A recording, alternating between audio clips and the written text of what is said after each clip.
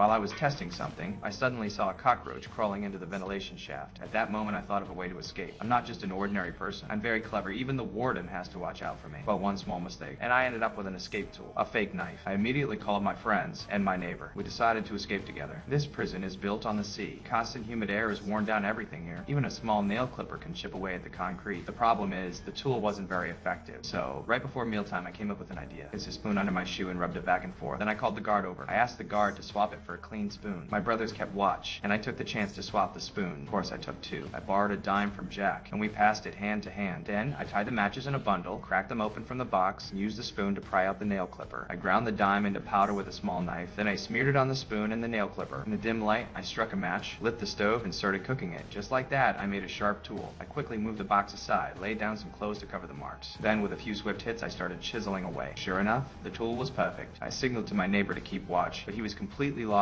in thought, not paying attention at all. The patrolling guard arrived. I was still working away. Suddenly, my neighbor panicked. He couldn't even blow the whistle properly. Thinking fast, my neighbor grabbed a teacup, and that sound almost gave us away. I quickly cleaned up the scene. I used my suitcase to block the ventilation shaft, dumped the dirt into the toilet, threw my clothes under the bed, and laid on the bed as if nothing had happened. Just then, the guard came by. He looked around and then walked away. Luckily, he didn't find my tools.